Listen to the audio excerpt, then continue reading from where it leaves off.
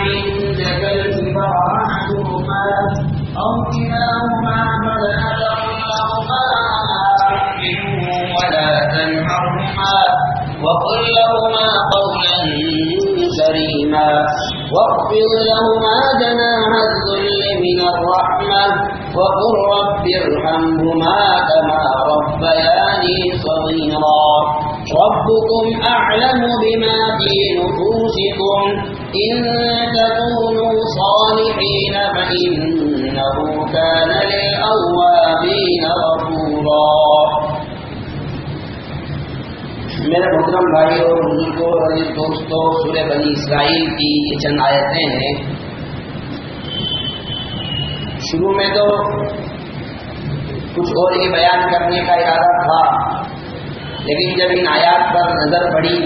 اور تلاوت کرتے کرتے جب ان آیات پر پہنچا تو ماحول اور معاشرے کے حالات کو دیکھتے ہوئے یہ ارادہ ہوا کہ ان آیات ہی کی روشنی میں آپ حضرات کے سامنے کچھ گفتگو کی جائے. اللہ تبارک و تعالیٰ نے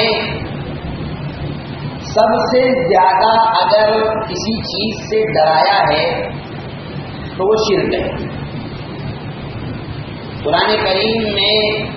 نبی کریم صلی اللہ علیہ وسلم کے فرامین میں سب سے زیادہ اگر کسی چیز کو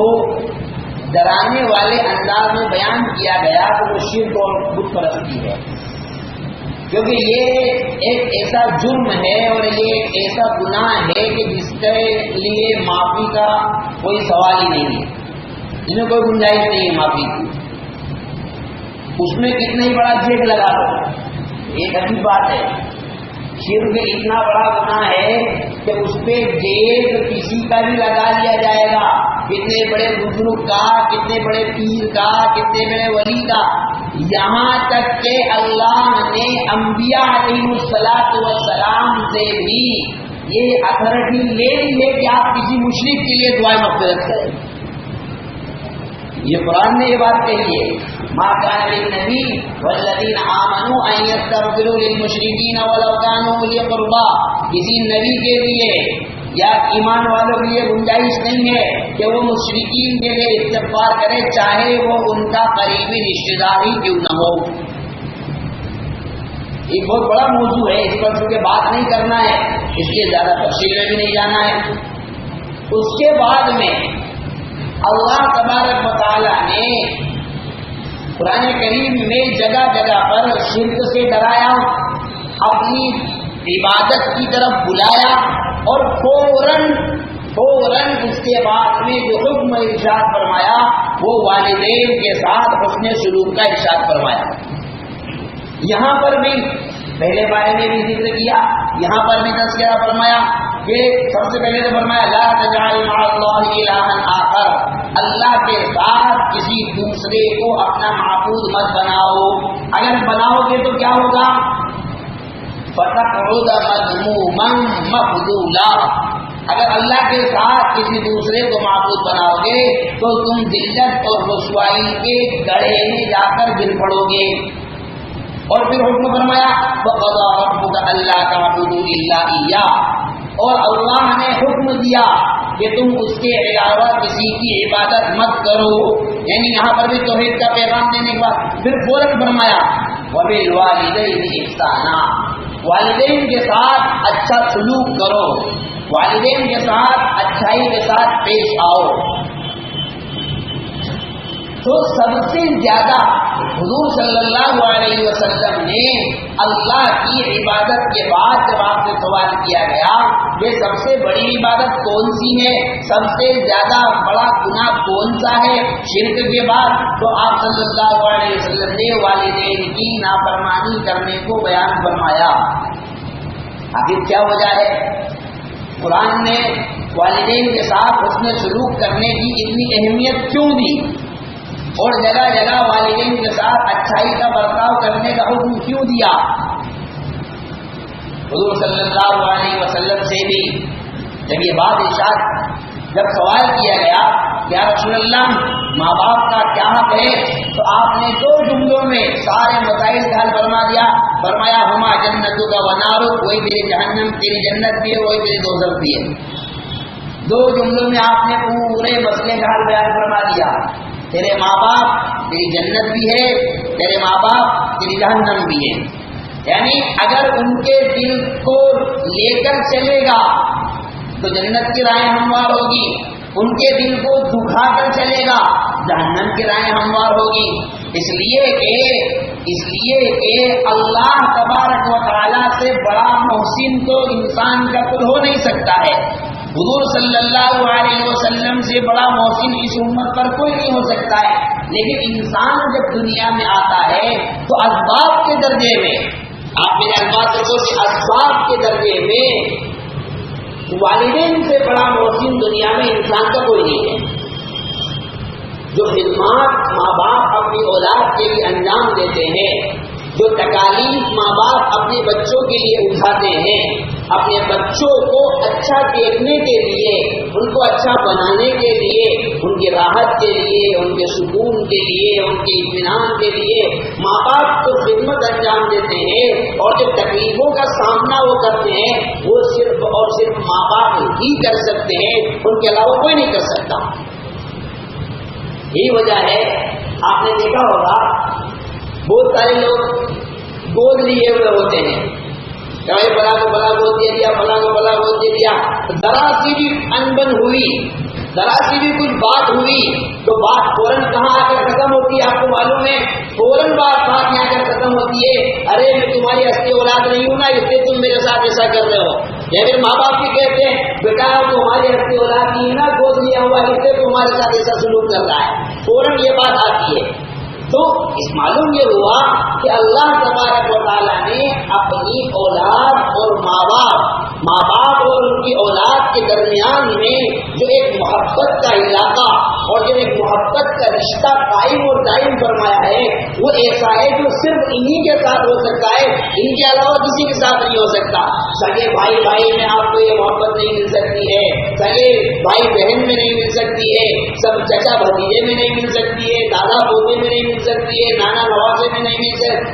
مل سکتی۔ یہ محبت اگر کہیں ملے گی تو صرف اور صرف والدین کے اور بچوں کے درمیان میں ملے گی۔ اس لیے کہ اللہ تبارک و تعالیٰ نے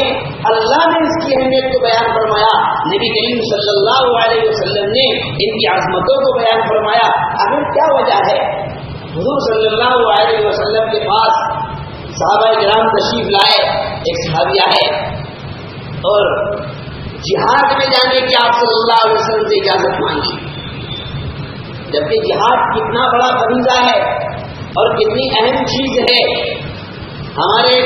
علاقے کے لوگ چونکہ اس چیز کو جانتے نہیں ہیں اور نہ اس چیز کو سمجھتے ہیں اور نہ ہی ہمارے یہاں اس چیز کا تصور جو ہے، اور الٹا یہ کہ اگر کوئی مولانا بیان کرتے تو اس کو اندر کروا دیتے ہیں اور وہ جہاز سے بیان کر رہے تھے، حالانکہ وہ ایک سمجھنے کی چیز ہے، اس کے کچھ اصول ہیں، اس کے کچھ آداب ہیں، اس کی کچھ شرائط ہیں، اس کے کچھ قانون ہیں، اس کے کچھ ضابطے ہیں۔ یہ نہیں کہ لڑائی ہو جائے تو بس مارو کاٹو اور اس کا نام جہاد ہے، یہ کوئی جہاد نہیں ہے،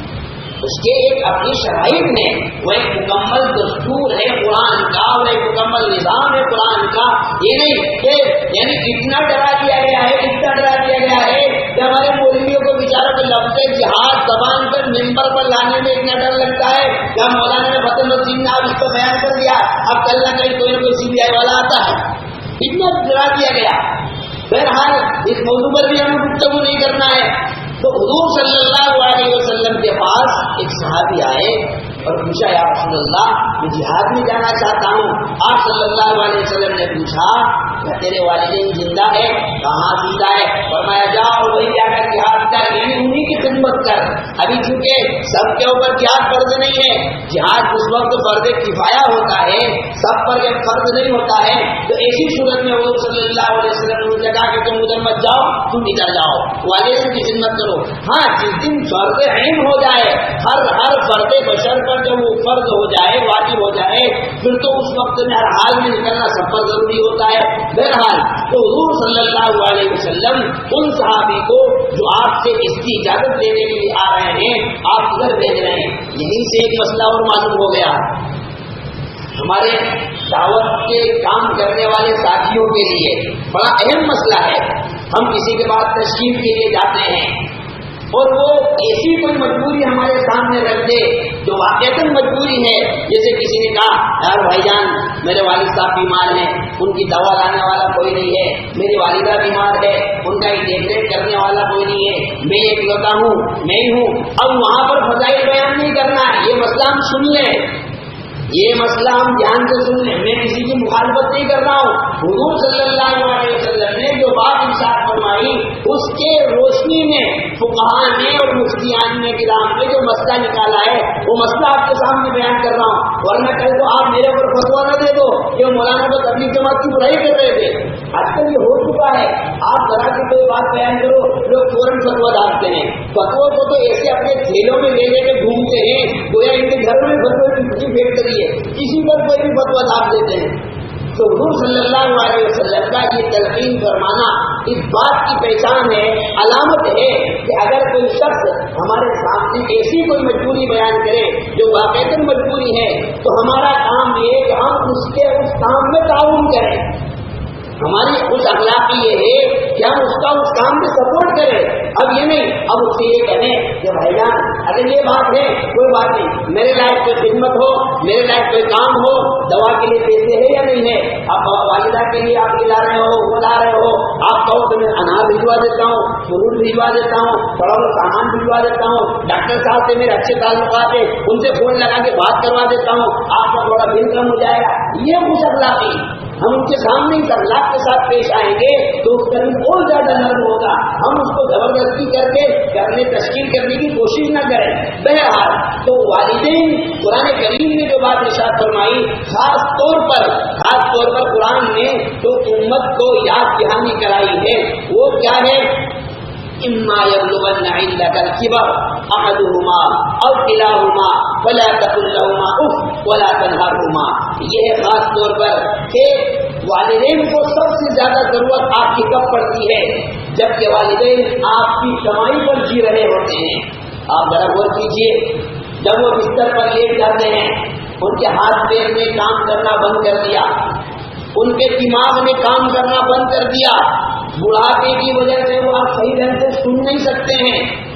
ان کی آنکھوں نے صحیح طور پر کام کرنا بند کر دیا، کمزوری کی وجہ سے ان کے ہاتھ پیر کام نہیں کر رہے ہیں، ان کے جو کاروبار تھے وہ سارے کاروبار ختم ہو گئے، اب وہ کاروبار آپ نے لے لیے ہیں، آپ نے سنبھال لیے ہیں، اب آپ کما کر لا رہے ہیں، سارے کاروبار کا لین دین آپ کر رہے ہیں، گویا کہ وہ آپ کے رحم و کرم پر جی رہے ہیں، آپ کی کمائی پر ان کی زندگی گویا کہ ڈپینڈ کر رہی ہے۔ ایسی صورت میں سب سے زیادہ ضرورت والدین کو آپ کی اب پڑتی ہے، اسی کو قرآن نے فرمایا اما یبلغن عندک الکبر، جب دونوں میں سے کوئی ایک احدہما او کلاہما، کوئی ایک یا یہ دونوں بڑھاپے کو پہنچ جائے اور بڑھاپے کو پہنچنے کی وجہ سے ان کے اعضاء کے کام کرنے کی وجہ سے کمزوری کی وجہ سے مزاج میں چڑچڑاپن آ جانے کی وجہ سے ہوتا ہے، بعض مرتبہ ماں باپ بغیر کسی وجہ کے ڈانٹ دیتے ہیں، کوئی وجہ نہیں ہے، آپ کام برابر کر رہے ہیں ماشاءاللہ، آپ خدمت بھی برابر کر رہے ہیں، آپ ان کی دوا بھی برابر لا رہے ہیں،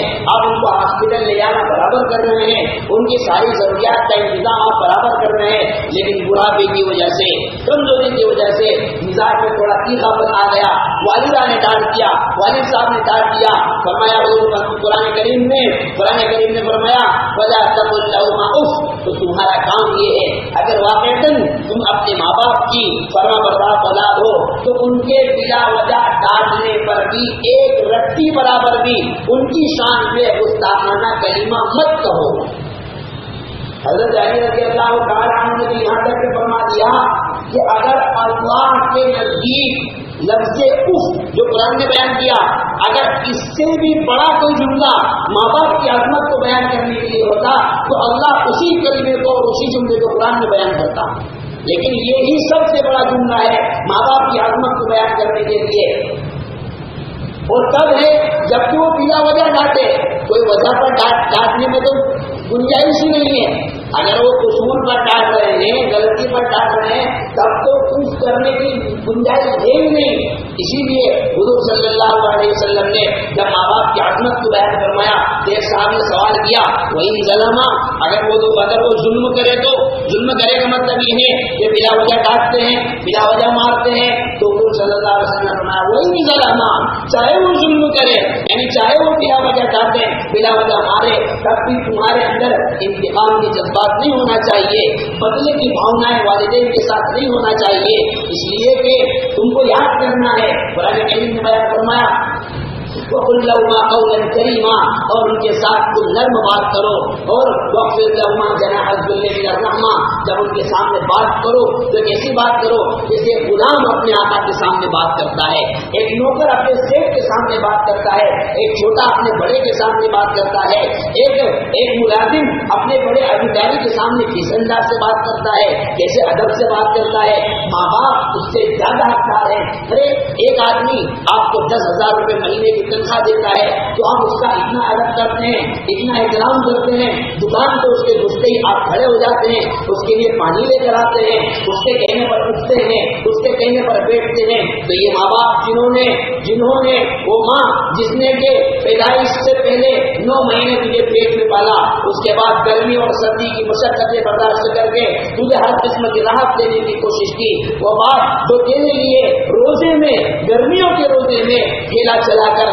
مزدوری کر کے، خون پسینے کی کمائی کی گاڑی کمائی سے تیرے پیٹ بھرنے کے لیے، تیرے راحت کے لیے، تجھے آرام پہنچانے کے لیے، تیرے لیے عید پر اچھے کپڑے بنوانے کے لیے، تیرے لیے عید پر اچھے چپل لانے کے لیے، تیرے لیے عید پر اچھا انتظام کرنے کے لیے وہ در بدر کی ٹوک دکھاتا رہا اور لوگوں کی باتیں سنتا رہا اور لوگ اپنا خون پسینے کا پسینہ بہاتا رہا۔ یہ باپ کئی زیادہ حقدار ہے، وہ ماں کئی زیادہ حقدار ہے کہ جب تم ان سے ملاقات کرے تو تم ان کے ادب و احترام میں کھڑا ہو، تو ان کے ساتھ عزت سے بات کر، تو ان کے سامنے ایسی بات کر جیسا ایک نوکر اپنے سیٹ سے بات کرتا ہے، جیسا ایک ملازم اپنے مالک سے بات کرتا ہے، جیسا ایک غلام اپنے آقا کے سامنے بات کرتا ہے۔ اسی کو قرآن نے فرمایا وَاخْفِضْ لَهُمَا جَنَاحَ الذُّلِّ مِنَ الرَّحْمَةِ،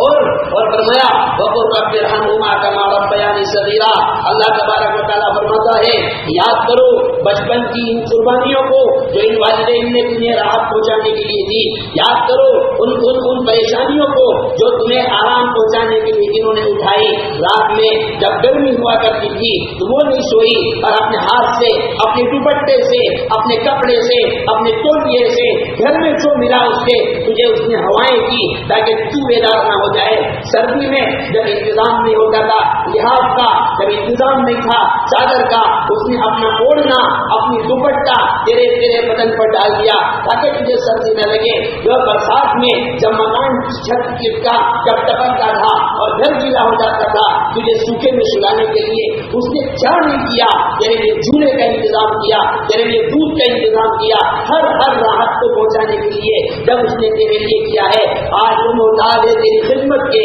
آج وہ محتاج ہے، آج ان کو تیری ضرورت ہے۔ تو قرآن نے فرمایا تو اب تیرا کام یہ ہے کہ تو بھی اپنے رب سے ان کے لیے دعائیں کر رب ارحمہما، اے ہمارے پروردگار تو ان دونوں پر رحم فرما کما ربیانی صغیرا، جیسا کہ بچپن میں انہوں نے میری تربیت کی، بچپن میں انہوں نے میرے اوپر رحم کیا، بچپن میں انہوں نے میرے ساتھ اچھائی کا سلوک کیا، بچپن میں انہوں نے مجھے راحت پہنچائی، خود تکلیف اٹھائی، مجھے آرام پہنچایا، خود پریشان ہوئے، رب ارحمہما کما ربیانی صغیرا، اے ہمارے پروردگار تو ان کو آرام پہنچا، ان کے لیے راحت پہنچا۔ میرے بھائیوں حضور صلی اللہ علیہ وسلم نے اسی لیے بات ارشاد فرمائی کہ جب بندہ مومن کوئی گناہ کرتا ہے تو اس گناہ کی سزا اور اس گناہ کی بدلہ اس کو آخرت میں ملنا ہے، اللہ تبارک و تعالیٰ کے یہاں متعین ہے۔ لیکن جب والدین کی نافرمانی ہوتی ہے، جب والدین کے ساتھ اولاد نوکروں جیسا سلوک کرتی ہے، یہ ہمارے معاشرے کی بیماری ہے. دو پیسہ ہم کیا کمانے لگ گئے, بوڑھے والدین کو کے ساتھ نوکروں جیسا سلوک کرنے لگ گئے, چھوٹے لوگوں جیسا سلوک کرنے لگ گئے. بہت سے ہمارے نوجوان تو بیچارے ایسے ہوتے ہیں کہ عورت نے کچھ پٹیاں پڑھائی, بیوی نے کچھ پٹیاں پڑھائی, اور تو اب یہ ماں ان کو بوڑھی نظر آنے لگتی ہے, یہ باپ ان کو اب بوڑھا نظر آنے لگتا ہے. اب وہ تدبیریں بناتا ہے. اس والدین ان بوڑھے ماں باپ کے لیے کوئی ایسے مکان کا انتظام کرے کہ جہاں ان کے عیش و عشرت میں خلل واقع نہ ہو, جہاں ان کی سکون کی زندگی میں خلل واقع نہ ہو. یاد رکھیے سب کے حقوق اپنی جگہ پر ہے, بیوی کا حق اپنی جگہ پر ہے, اس حق میں کمی نہیں کرنا ہے, اس کا حق بھی پورا ادا کرنا ہے. لیکن یہ والدین کا حقوق, یہ والدین کا حق مقدم ہے, ہر حال میں مقدم ہے. اس لیے کہ ان کے جو احسانات ہیں پیدائش سے لے کر آج تک, وہ احسانات زندگی بھر ان کے پیر دھو کر بھی اگر کیے جائیں گے تب بھی ان کے کسی ایک احسان کا بدلہ نہیں چکایا جا سکتا. اسی لیے حضور صلی اللہ علیہ وسلم نے یہ بات ارشاد فرمائی کہ اللہ تبارک و تعالی ہر گناہ کا بدلہ آخرت میں دے گا, لیکن والدین کی گناہ فرمانی کرنے والا ہے اللہ تبارک و تعالی اس بندے کو اس وقت تک موت نہیں دیتا ہے جب تک کہ دنیا میں ہی اس کا مزہ نہ چکھا دے. والدین کی نافرمانی کرنے والے کی دنیا میں بڑی بری حالت ہوتی ہے اور بدترین حالت کا شکار ہوتا ہے, اس لیے کہ اس نے نافرمانی کی ہے ان محسنوں کی, نافرمانی کی ہے ان بوڑھوں کی جنہوں نے اپنے تکلیف کو برداشت کر کے اس کے لیے راحت پہنچانے کا سب انتظام کیا. حضرت مولانا مفتی شفیع صاحب رحمۃ اللہ علیہ نے معرفت القرآن میں آج مطالعہ کر رہا تھا تو ایک عجیب چند اشعار مجھے نظر آئے تو میں نے لکھ لیے, آپ کو اشعار پڑھ کر سناتا ہوں. اور واقعہ ہے جس میں حضور صلی اللہ علیہ وسلم نے بیان کیا جو والدین کی عظمت کے اوپر ایک صاحب حضور صلی اللہ علیہ وسلم کی خدمت میں آئے اور کہنے لگے یا رسول اللہ میرے باپ نے میرا پورا مال لے لیا. آدمی کماتا ہے نا تو بڑا گرا ہوتا ہے, اور کمال کی بات تو یہ ہے کہ آدمی سے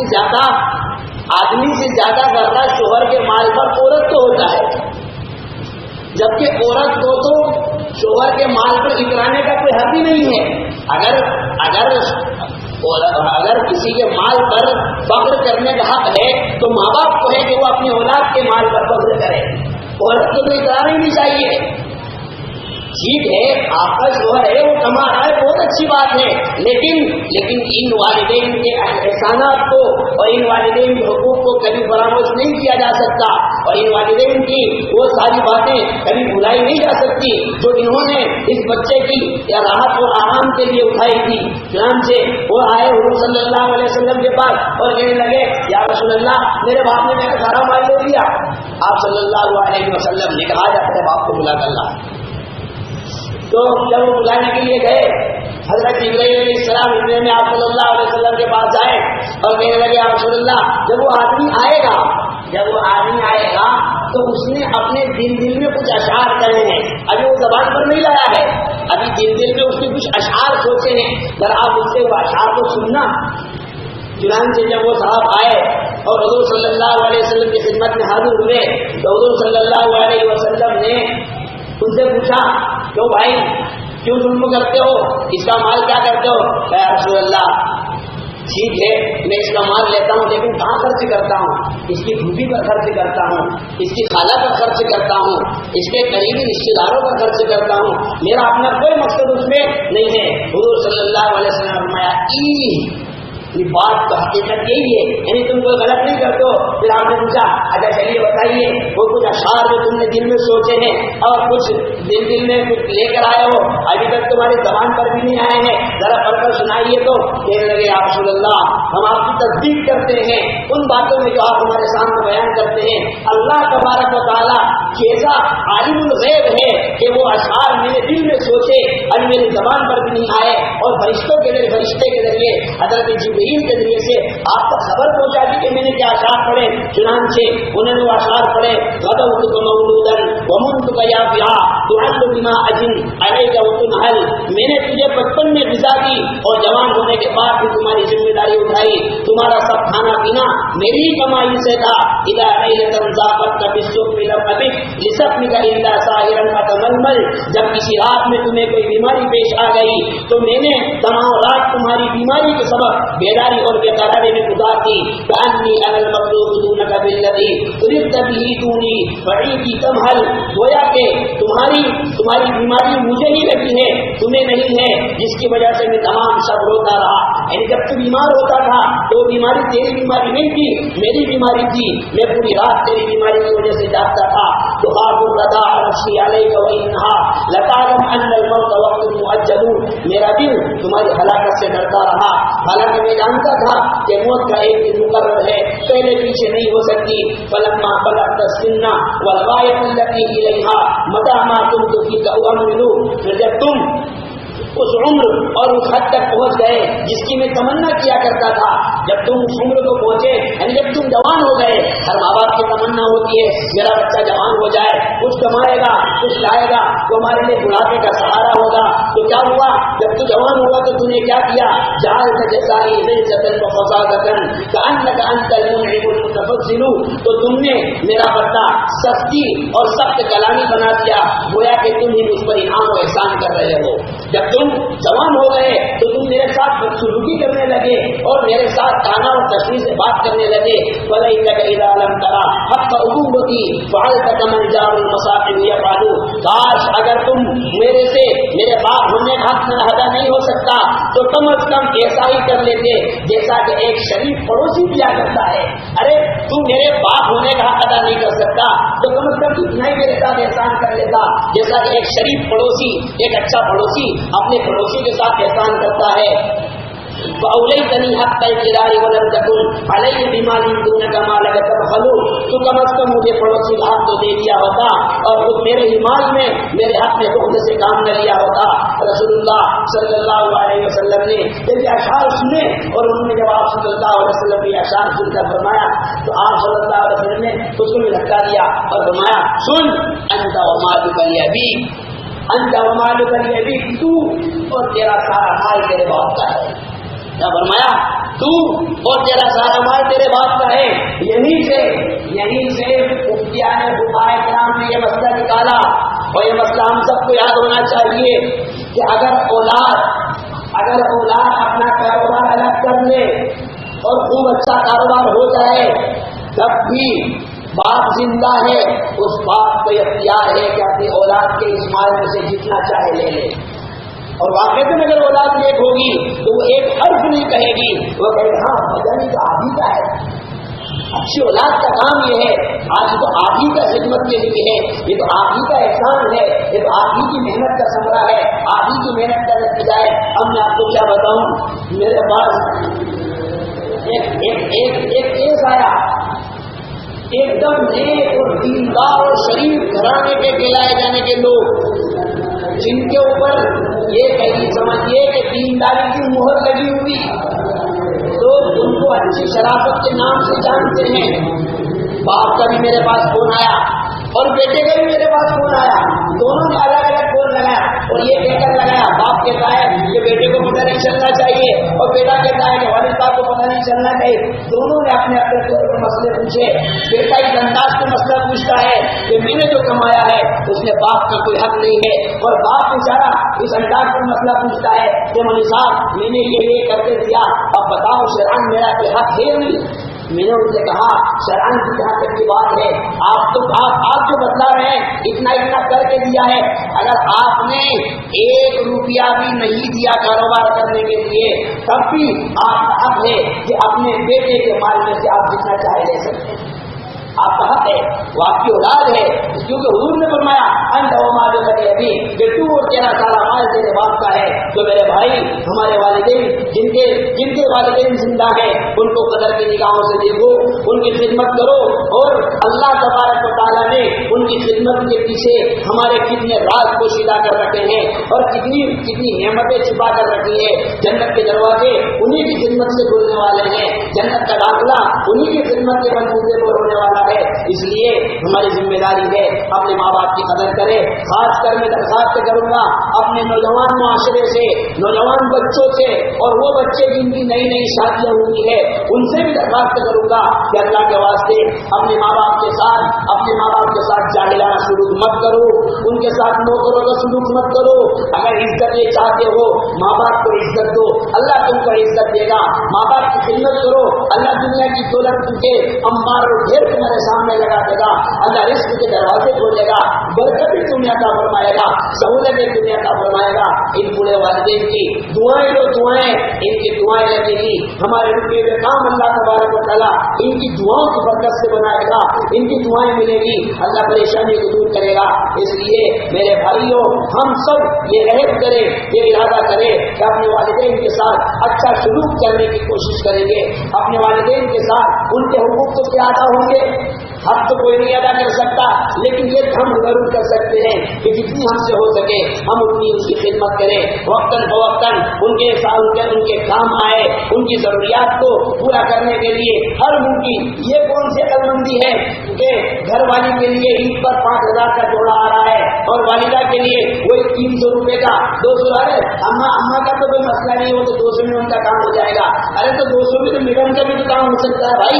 तो मैडम का क्यों नहीं होता है? तो वालिदैन ये ज्यादा हकदार है। ठीक है, अगर उनकी आदत नहीं है, आप जानते हैं कि वो ज्यादा महंगा जोड़ा नहीं पहनेगी, तो आपका काम ये है कि कुछ हदिया उनको उनके सेक्टर में पेश करो। ईद के मौके पर, खाली ईद के मौके पर नहीं, उनकी सारी जरूरियात को पूरा करने की, उनकी दवाओं का इंतजाम उनके लिए, अगर वो किसी चीज का शौक रखते हैं, कोई जायज शौक है, वो शौक पूरे करने के लिए हमारी जिम्मेदारी है। हम अपने घरेलू शौक पूरे करने के लिए मेहनत मशक्कत करते हैं। हमारे माँ बाप ज्यादा हकदार है इस बात के कि हम उनकी जरूरियात को पूरे करने के लिए इंतजाम करें। दुआ फरमाएं अल्लाह तबारक व तआला हमारे इस मुआशरे में होने वाली बेरहमी को दूर फरमाए और वालिदैन के साथ जो जातियां हो रही है अल्लाह उसको खत्म फरमाए और अच्छा मुआशरा वजूद में आए। अल्लाह इस पे बेहतर फरमाए और वालिदैन की खिदमत करने की हम सब को तौफीक नसीब फरमाए।